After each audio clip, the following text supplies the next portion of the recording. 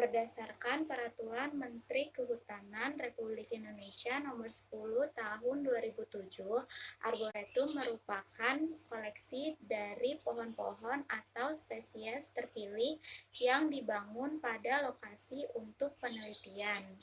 Selanjutnya, Hakim dan Widiatmoko pada tahun 2011 menyatakan bahwa arboretum merupakan areal di mana berbagai jenis tumbuhan berkayu ditanam dan dikoleksi untuk kepentingan penelitian ilmiah, pendidikan, dan peragaan atau display.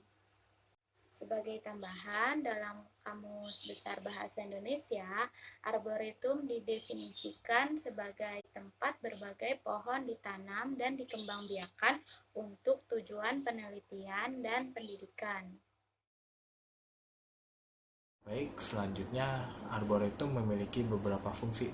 Yang pertama, arboretum dapat berfungsi sebagai tempat konservasi secara ex situ bagi spesies-spesies pepohonan yang status konservasinya terancam punah atau kritis. Yang kedua, arboretum dapat digunakan sebagai sarana untuk merestorasi landscape atau bentang lahan dari suatu ekologi yang telah mengalami kerusakan, dan juga untuk merestorasi komunitas pepohonan yang native atau yang asli dari suatu ekologi yang telah mengalami kerusakan. Dan yang ketiga, arboretum dapat digunakan untuk sarana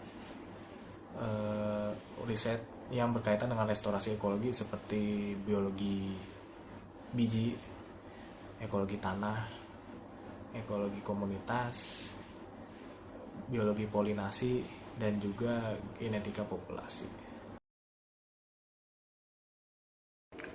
Ya, selanjutnya kita akan masuk ke komponen arboretum. Pada dasarnya, arboretum memiliki dua komponen utama, yaitu lahan yang akan digunakan dan pohon yang akan ditanam. Lahan yang akan digunakan perlu memenuhi syarat, yaitu kualitas dan luas tanahnya. Faktor yang menentukan kualitas tanah antara lain adalah komposisi tanah, ketersediaan oksigen, ketersediaan air, dan juga bahaya erosi. Hal ini dapat menentukan apakah lahan tersebut cocok untuk ditanam oleh jenis pohon yang ingin ditanam. Luas lahan juga bisa menentukan jumlah pohon yang dapat ditanam. Pohon yang akan ditanam harus mampu hidup di cuaca dan iklim pada daerah penanamannya. Oleh karena itu, pohon yang ditanam pada arboretum sebaiknya adalah pohon endemik lokal. Pohon yang memiliki status konservasi terancam juga dapat ditanam di arboretum untuk menjaga populasi pohon tersebut. Selanjutnya, saya Ajeng Ayunda akan menjelaskan tentang perbedaan antara arboretum dengan botanical garden. Arboretum merupakan kebun koleksi pepohonan dengan luasan tertentu berisi berbagai jenis pohon yang ditanam dan sedapat mungkin mengikuti habitat aslinya. Jadi, pada arboretum, tumbuhan yang ditanam merupakan jenis pohon. Sedangkan tumbuhan yang terdapat di botanic garden biasanya dikelompokkan ke dalam kategori yang luas, seperti alpin, pohon dan semak, akuatik, herbaceous perennials, paku, xerophyte, tanaman pangan, herba, dan epifit. Kondisi lokasi botanic garden yang berlaku akan menentukan jenis tanaman yang dapat tumbuh dengan baik.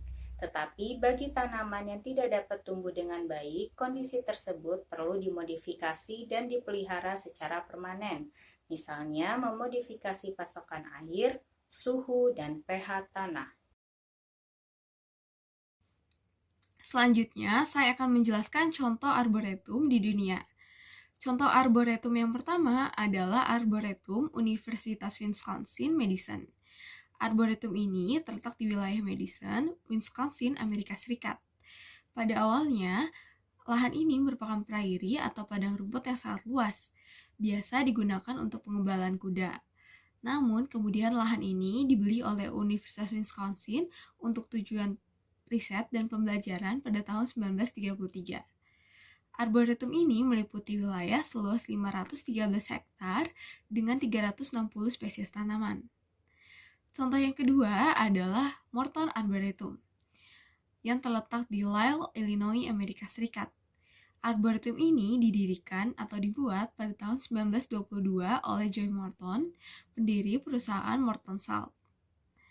5 jenis pohon utama dari arboretum ini antara lain pohon ek, pohon maple, pohon apel, pohon elm, dan magnolia. Pohon utama yang menjadi highlight dari arboretum ini merupakan pohon ek. Koleksi pohon ek dari arboretum ini berjumlah sekitar 200 dengan jenis yang beragam dari berbagai daerah di dunia. Pohon ek diberikan perhatian khusus karena dianggap menjadi simbol kekuatan dan ketahanan, hingga menjadi pohon nasional beberapa negara seperti Amerika Serikat, Inggris, dan Jerman. Selain itu, pohon ek dianggap perlu dikonservasi karena 112 spesies diantaranya termasuk ke dalam kategori critically endangered, dan vulnerable berdasarkan Red List IUCN.